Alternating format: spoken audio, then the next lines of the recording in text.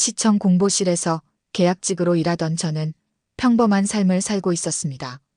매일 아침 8시에 출근해서 5시에 퇴근하는 루틴이 지루하기도 했지만 그 안에서 나름의 안정감을 느꼈어요. 그러던 어느 날 친구의 소개로 지금의 남편을 만나게 됐죠. 중소기업 과장으로 일하는 그는 첫 만남에서 차분하고 진중한 모습으로 제 마음을 사로잡았어요. 유진 씨, 우리 다음 주에 또 만날까요? 헤어질 때 그가 물었던 말이 아직도 생생합니다. 그렇게 시작된 연애는 빠르게 결혼으로 이어졌죠. 결혼 준비 과정에서 처음 만난 시어머니는 생각보다 다정했어요. 동네에서는 가계부 잘 봐주는 재무 상담사로 알려진 분이었는데 저에게도 친절하게 대해주셨습니다. 우리 며느리 참 마음에 들어. 우리 아들보다 더 똑똑해 보이네. 시어머니의 칭찬에 어색한 웃음을 지었던 기억이 나네요. 결혼 초기 1년은 정말 행복했습니다. 남편은 직장에서 열심히 일했고 저는 계약직이지만 나름대로 경력을 쌓아가고 있었죠. 가끔 시어머니가 집에 오셔서 살림 팁을 알려주시거나 음식을 해주시기도 했어요. 겉으로 보기엔 완벽한 가정이었습니다. 그런데 결혼 1년 반쯤 지났을 때부터 이상한 일들이 하나둘 눈에 띄기 시작했어요. 시어머니가 점점 더 자주 집에 오셨고 우리 가정의 재정 상태에 대해 물어보시기 시작했죠. 유진아, 너희 친정에 돈이 좀 있다면서? 아버지가 남긴 유산이 있다고 하던데. 처음엔 그저 관심에서 나온 질문이라 생각했지만 질문의 빈도가 잦아지면서 뭔가 이상하다는 느낌이 들었어요. 특히 돌아가신 아버지가 남긴 정기예금과 보험에 대해 자세히 알고 계신 것이 의아했습니다. 어머니, 그런 이야기는 남편이랑 했나요? 조심스럽게 물었더니 시어머니는 웃으며 대답하셨죠. 아들이 말해줬지. 우리 가족인데 뭐가 문제니? 그날 저녁 남편에게 이 이야기를 꺼냈더니 그는 별일 아니라는 듯이 넘겼습니다.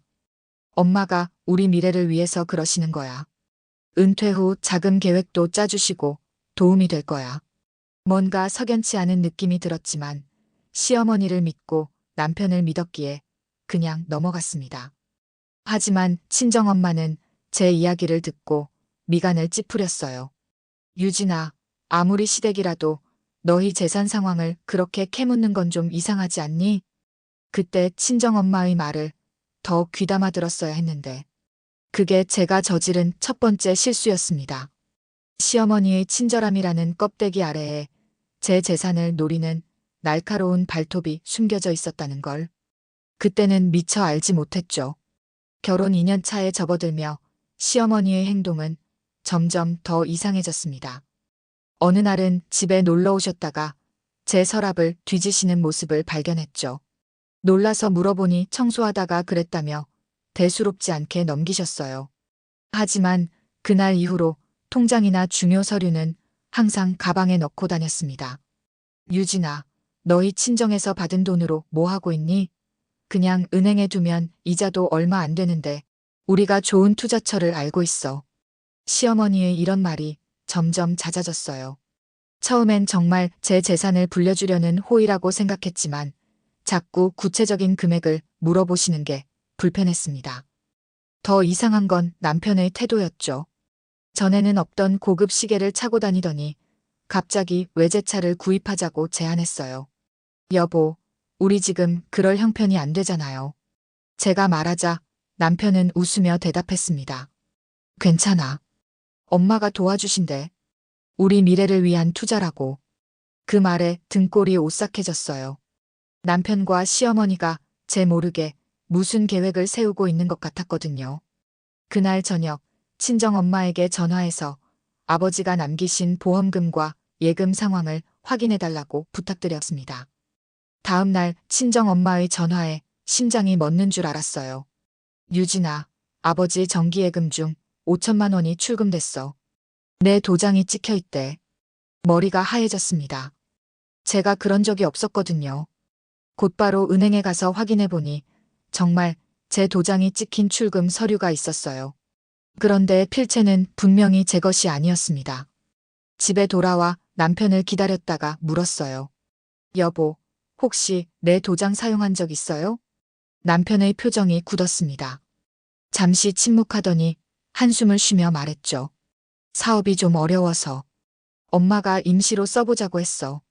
곧 갚을 거야. 충격과 배신감에 말을 잇지 못했습니다. 그날 밤 잠을 이루지 못하고 고민하다가 다음 날 용기를 내어 시어머니를 찾아갔어요. 시어머니의 집은 생각보다 호화로웠습니다. 문을 열자 시어머니는 놀란 듯 했지만 이내 미소를 지으셨죠. 아이고, 우리 며느리가 웬일이니? 들어와. 조심스럽게 돈 이야기를 꺼냈습니다.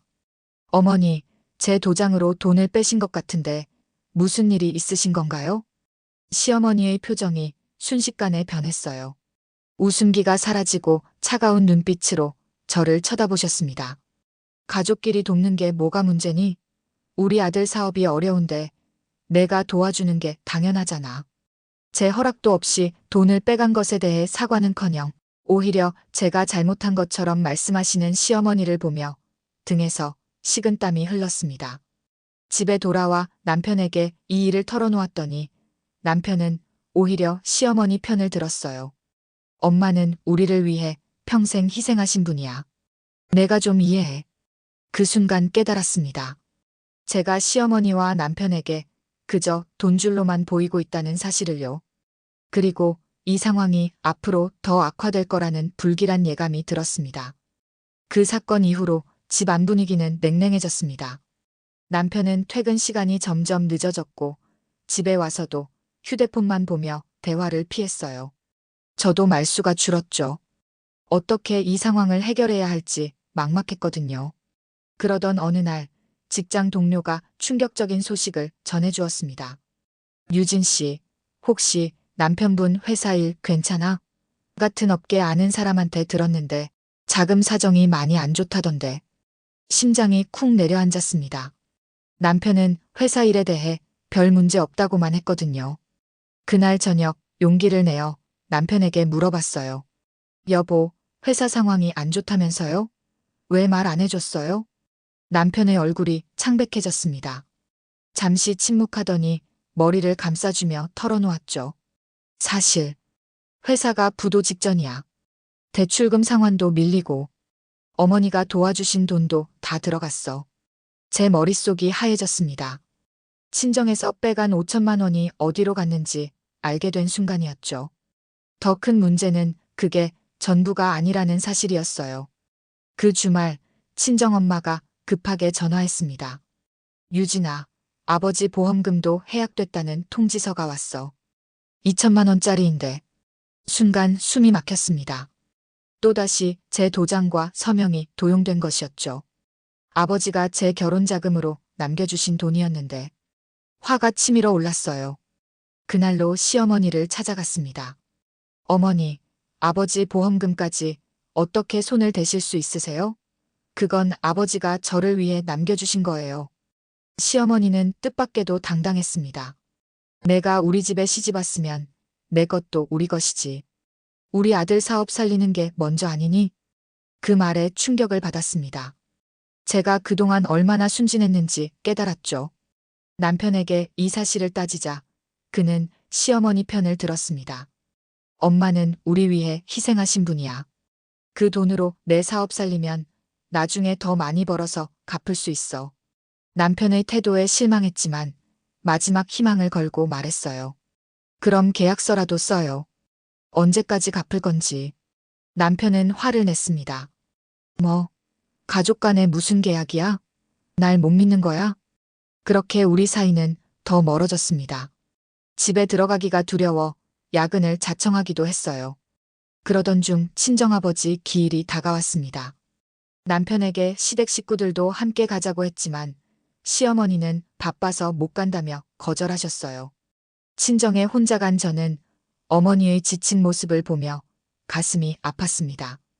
어머니는 조용히 물으셨어요. 유진아, 집에서 무슨 일 있니? 얼굴이 많이 헬쓱해졌구나. 그 말에 참았던 눈물이 터져나왔습니다. 모든 이야기를 털어놓자 어머니는 한숨을 깊게 내쉬셨죠. 그럴 줄 알았어. 첫 만남부터 그 시어머니가 너를 돈으로만 보는 것 같았어. 아버지 제사를 지내는 내내 마음이 무거웠습니다. 저의 판단 실수로 아버지가 평생 모으신 돈이 이렇게 사라지다니. 제사가 끝나고 집으로 돌아가는 길 결심했습니다. 이대로는 안 된다고요. 친정에서 돌아온 후 집안 분위기는 더욱 차가워졌습니다. 남편은 밤늦게 들어오거나 아예 들어오지 않는 날도 많아졌어요. 문자를 보내도 익십하기 일쑤였죠. 집에 혼자 있는 시간이 길어지면서 많은 생각이 들었습니다. 이렇게 살아야 하나? 내가 뭘 잘못했지? 왜 나만 이렇게 괴로워해야 하지? 어느 날 저녁 남편이 취해서 들어왔습니다. 평소와 다르게 얼굴이 상기되어 있었어요. 축하해줘. 드디어 일이 풀렸어. 남편이 흥분된 목소리로 말했습니다. 무슨 일이요? 조심스럽게 물었죠. 새 투자자를 만났어. 대박이야. 내일 계약 성사되면 모든 빚 다 갚을 수 있어. 반가운 소식이었지만 왠지 불안했습니다. 너무 갑작스러웠거든요. 그래도 희망을 품고 다음 날을 기다렸어요. 하지만 그날 밤도 남편은 돌아오지 않았습니다. 다음 날, 그 다음 날도 연락이 두절됐어요. 불안한 마음에 남편 회사에 전화했더니 충격적인 이야기를 들었습니다. 김 과장님이요? 사흘 전에 사표 내고 나가셨는데요. 투자자 만나러 간다고 하셨어요. 머리가 하얘졌습니다. 곧바로 시어머니에게 전화했지만 시어머니도 남편 소재를 모른다고 했어요. 하지만 목소리에서 뭔가 숨기는 듯한 느낌이 들었습니다. 일주일이 지나도 남편은 돌아오지 않았어요. 집에 혼자 있는데 초인종이 울렸습니다. 문을 열자 낯선 남자 둘이 서 있었어요. 김민수 씨 댁이죠? 저희는 대부업체에서 나왔습니다. 김민수 씨가 빌린 3천만 원을 갚으러 왔는데요. 가슴이 철렁 내려앉았습니다. 남편이 제 모르게 대출까지 받았다니. 다행히 협박은 없었지만 계약서에 제 이름이 보증인으로 적혀 있었어요. 또다시 제 서명이 도용된 것이었죠. 그날 밤 시어머니가 찾아왔습니다. 제가 울며 상황을 설명하자 시어머니는 뜻밖의 말을 내뱉었어요. 민수가 해외로 잠시 나갔어. 사업 정리하러. 내가 그 돈 갚아야지 뭐. 순간 분노가 치밀어 올랐습니다. 제가요? 저도 피해자인데 왜 제가 갚아야 해요? 시어머니의 대답은 더 충격적이었습니다. 그 돈으로 내가 우리 집에 들어온 거잖아. 내 아버지 돈으로 우리 아들이랑 결혼했으니 이제 내가 책임져야지. 그 말에 참았던 분노가 폭발했습니다. 무슨 말씀이세요? 제가 돈 주고 결혼했다고요? 아버지 유산을 빼돌린 것도 모자라서 이제 저한테 이러세요? 시어머니의 얼굴이 일그러졌습니다.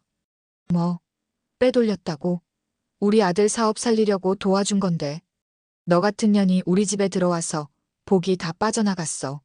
그 순간 무언가 확 깨닫는 느낌이었습니다. 이 사람들에게 저는 그저 돈줄에 불과했던 거예요. 시어머니의 말 한마디 한마디가 가슴에 대못을 박는 것 같았습니다. 이제 알겠어요. 제가 얼마나 바보 같았는지.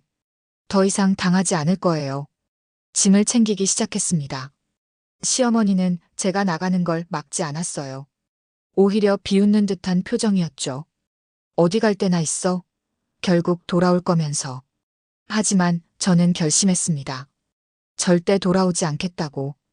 그렇게 짐 가방 하나 들고 집을 나섰습니다. 잠시 망설였지만 친정으로 향했어요. 이제는 모든 것을 새로 시작해야 할 때였으니까요.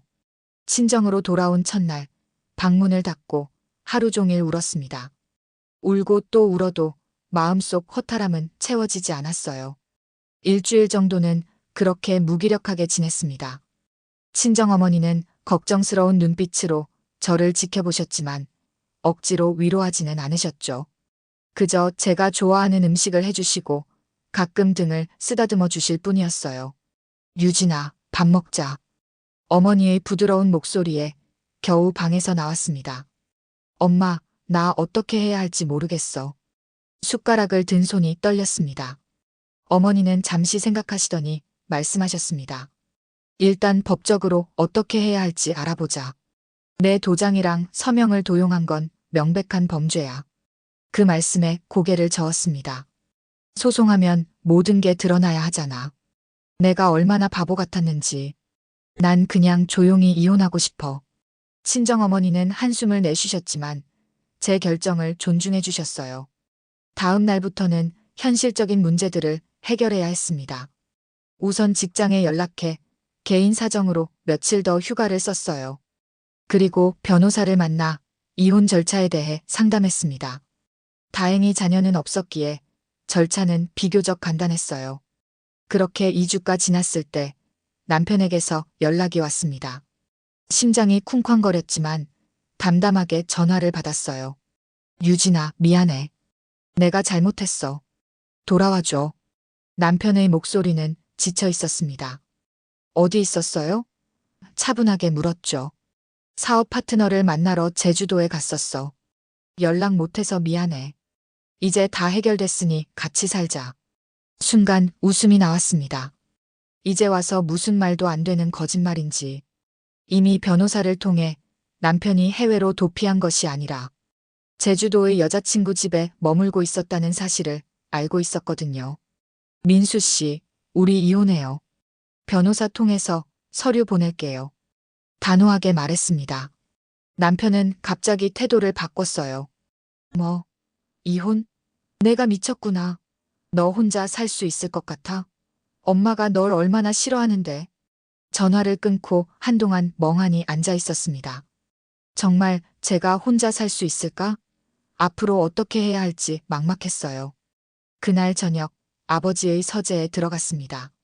생전에 아버지가 좋아하셨던 책들이 가지런히 꽂혀 있었어요. 무심코 손을 뻗어 한 권을 꺼냈는데 책 사이에서 편지 한 장이 떨어졌습니다.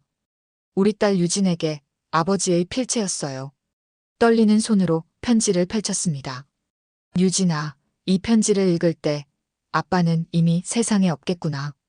내가 힘들 때 이 글이 조금이나마 위로가 되길 바란다. 아빠에게 너는 세상에서 가장 귀한 사람이란다. 어떤 선택을 하든 어떤 실수를 하든 그것이 너의 삶이기에 소중하고 의미 있는 것이야. 절대 남의 말에 휘둘리지 말고 내 마음이 가는 대로 용기 있게 살아가거라. 사랑한다, 내 딸. 눈물이 하염없이 흘렀습니다. 아버지의 따뜻한 사랑이 온몸을 감싸는 것 같았어요. 그 순간 결심했습니다. 이제 다시 시작하자고요. 다음 날부터 적극적으로 움직였습니다. 우선 계약직이던 시청일을 그만두고 새 직장을 알아보기 시작했어요. 이력서를 여러 곳에 넣었지만 쉽지 않았습니다.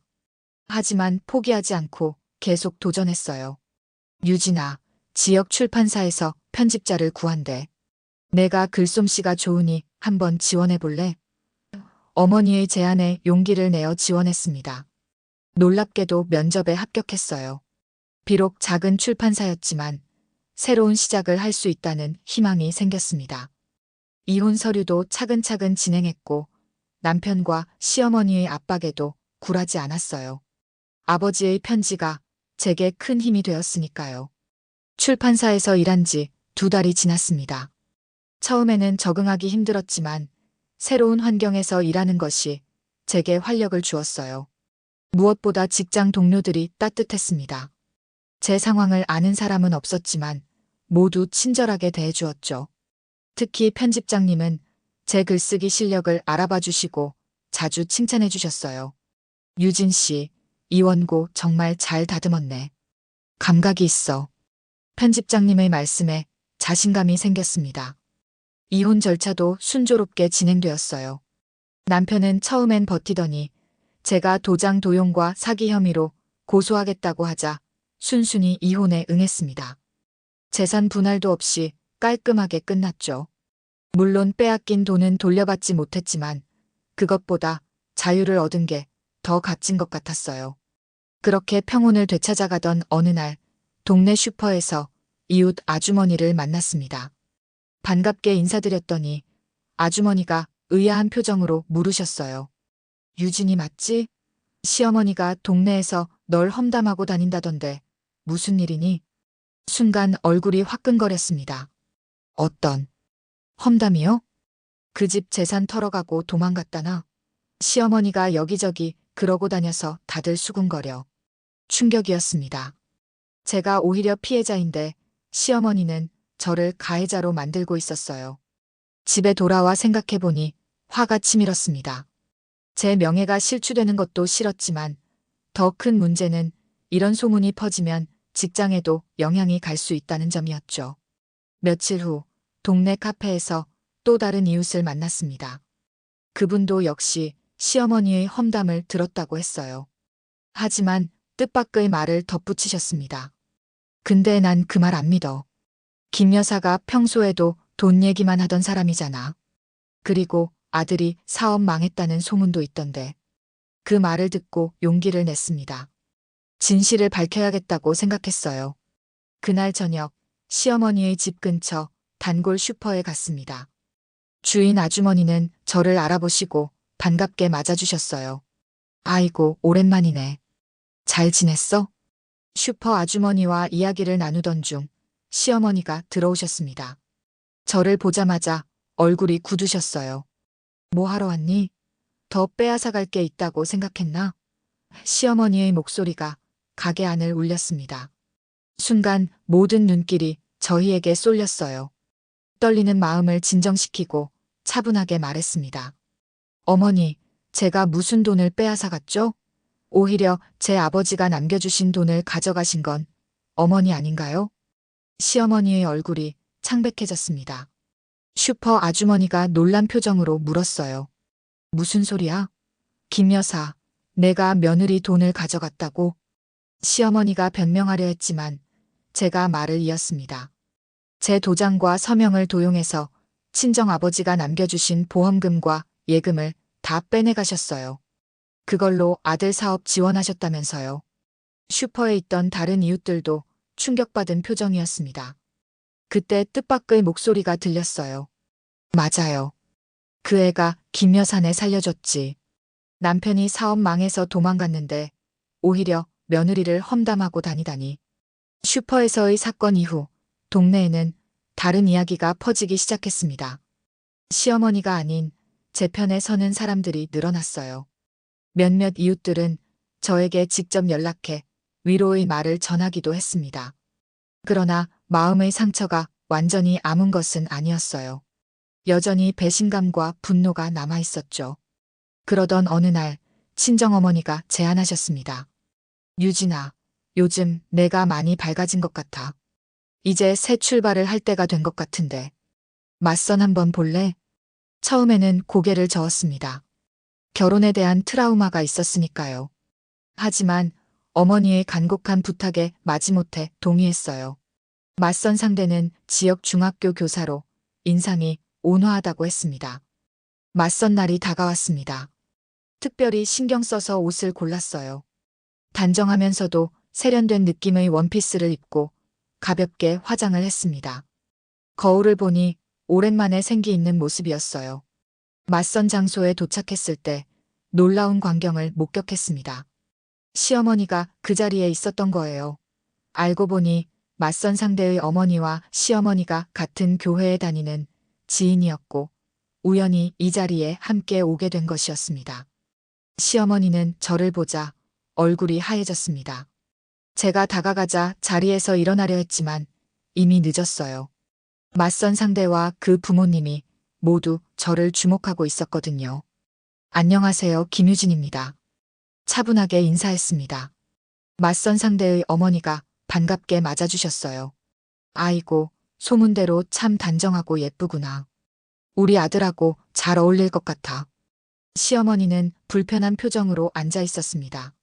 제 과거를 폭로할까 고민하는 눈치였어요. 하지만 그럴 기회를 주지 않았습니다. 준비해온 서류 봉투를 테이블 위에 올려놓았어요. 실례지만 제 소개를 정확하게 해야 할 것 같아서요. 저는 최근에 이혼했습니다. 솔직하게 말했어요. 맞선 상대와 부모님의 표정이 약간 굳었지만 계속 말을 이었습니다. 이혼 사유는 전 남편과 시어머니의 경제적 사기였습니다. 제 도장을 도용해 친정 재산을 빼돌렸거든요. 증거가 여기 있습니다. 봉투에서 꺼낸 것은 은행 거래 내역과 도용된 제 서명이 있는 서류들이었습니다. 그리고 제가 작성한 사건 경위서까지. 모든 것이 명백했어요. 시어머니가 벌떡 일어났습니다. 이게 무슨 망신스러운 짓이야. 너 때문에 우리 아들이 사업에 실패한 거잖아. 하지만 맞선 상대의 아버지가 서류를 꼼꼼히 살펴보시더니 심각한 표정으로 말씀하셨습니다. 이런 명백한 사기를 당하셨군요. 법적 조치는 취하셨나요? 아니요. 가족 문제를 밖으로 들추고 싶지 않아서 그냥 이혼으로 마무리했습니다. 하지만 시어머니께서 계속 저를 험담하고 다니셔서 진실을 밝히고자 이 자리에 나왔습니다. 담담하게 대답했어요. 맞선 상대의 부모님은 불쾌한 표정으로 자리에서 일어나셨습니다. 김 여사, 이런 일을 저지르시고도 부끄럽지 않으신가요? 우리 자리 파하겠습니다. 그렇게 맞서는 엉망이 되었지만 이상하게도 마음이 후련했습니다. 진실이 밝혀졌다는 안도감이 들었어요. 시어머니는 불그락푸르락한 얼굴로 자리를 떠났고 저는 혼자 남았습니다. 놀랍게도 맞선 상대는 돌아가지 않고 저에게 다가왔어요. 힘드셨겠네요. 괜찮으시면 차라도 한잔할까요? 그의 따뜻한 말에 눈물이 핑 돌았지만 정중히 거절했습니다. 감사합니다만 아직은 새로운 만남을 가질 준비가 안 된 것 같아요. 그날 이후 시어머니의 험담은 완전히 중단되었습니다. 오히려 동네에서는 시어머니를 바라보는 시선이 차가워졌어요. 맞선 자리에 있던 분들이 이 이야기를 주변에 전했고 결국 시어머니는 동네에서 고개를 들 수 없게 되었습니다. 맞선 사건 이후 6개월이 흘렀습니다. 출판사 일은 점점 재미를 느끼게 되었고 특히 지역 작가들의 이야기를 편집하는 일이 즐거웠어요. 편집장님의 권유로 직접 칼럼도 쓰기 시작했는데 독자들의 반응이 좋았습니다. 아버지가 남겨주신 내 마음이 가는 대로 용기 있게 살아가라는 말씀이 제 삶의 모토가 되었어요. 어느 날 친정어머니가 조심스럽게 제안하셨습니다. 유진아, 내가 요즘 꽃꽂이를 배우고 있는데 생각해보니 우리 동네에 꽃집이 없더라. 우리 같이 작은 꽃집 차려볼까? 처음에는 망설였습니다. 안정적인 직장을 두고 창업을 한다는 것이 두려웠거든요. 하지만 어머니의 눈빛에서 새로운 도전에 대한 설렘을 읽을 수 있었어요. 결국 동의했고 퇴근 후와 주말을 이용해 꽃집 창업 준비를 시작했습니다. 이름은 뭐로 할까? 어머니가 물으셨어요. 잠시 생각하다 말했습니다. 다시 피는 꽃은 어떨까요? 우리처럼 다시 시작하는 사람들에게 희망이 되는 의미로요. 어머니가 환하게 웃으셨습니다. 좋은 이름이구나. 2달 동안 준비 끝에 드디어 꽃집 오픈 날이 되었습니다. 생각보다 많은 이웃들이 축하해주러 오셨어요. 동네 주민들은 물론 출판사 동료들까지 꽃다발을 들고 찾아와 주었습니다. 그 모습을 보며 가슴이 뭉클했어요. 제가 이렇게 많은 사람들에게 사랑받고 있었다니. 개업 파티가 한창일 때 문이 열리고 익숙한 얼굴이 들어왔습니다. 남편이었어요. 잠시 정적이 흘렀습니다. 그는 헬쓱해진 얼굴로 조심스럽게 다가왔어요. 축하해. 잘 되고 있어 보이네. 어색한 미소를 지었습니다. 고마워요. 무슨 일이에요? 차분하게 물었습니다. 사과하러 왔어. 그때 정말 미안했어. 엄마가 시키는 대로만 했던 내가 바보였지. 진심 어린 목소리였어요. 잠시 침묵이 흘렀습니다. 예전 같았으면 화를 냈겠지만 이제는 그저 담담했어요. 그가 더 이상 제 삶에 영향을 미치지 않는다는 사실이 오히려 기뻤습니다. 괜찮아요. 이제 다 지나간 일이에요. 말했습니다. 다시 시작할 수 없을까? 내가 많이 변했어. 이제 엄마 말 안 들어. 독립했고 그의 말을 부드럽게 끊었습니다. 민수 씨, 당신은 나를 보호해주지 않았어요. 내가 가장 힘들 때 당신은 내 곁에 없었죠. 그건 용서할 수 있어도 다시 시작할 수는 없어요. 남편의 표정이 어두워졌지만 더 이상 뭐라 말하지 않았습니다. 조용히 인사하고 떠났어요. 그가 나가는 모습을 보며 이상하게도 마음이 가벼워졌습니다. 진정한 마무리가 된 것 같았어요. 꽃집은 예상보다 잘 되었습니다. 어머니와 함께 일하는 시간이 행복했고 출판사 일도 프리랜서로 계속할 수 있었어요. 가끔은 꽃집에서 작은 독서 모임도 열었습니다. 꽃과 책, 그리고 사람들이 모이는 따뜻한 공간이 되었죠. 1년이 지난 어느 날 꽃을 정리하다 문득 거울에 비친 제 모습을 보았습니다. 환하게 웃고 있었어요. 그 웃음이 얼마나 오랜만인지 깨달았습니다. 시련을 이겨내고 더 강해진 제 모습이 자랑스러웠어요. 유진아, 이 꽃 좀 봐. 얼마나 예쁘게 피었니? 어머니의 밝은 목소리가 들렸습니다. 활짝 핀 해바라기를 보며 생각했습니다. 저도 이 꽃처럼 다시 피어났다고. 모진 시간을 견디고 더 환하게 빛나는 꽃으로 말이에요. 이제는 과거에 얽매이지 않고 제 삶을 온전히 살아갈 준비가 되었습니다. 오늘 이야기는 여기까지입니다. 여러분의 구독과 좋아요는 영상 제작에 큰 힘이 됩니다. 구독, 좋아요 부탁드립니다. 감사합니다.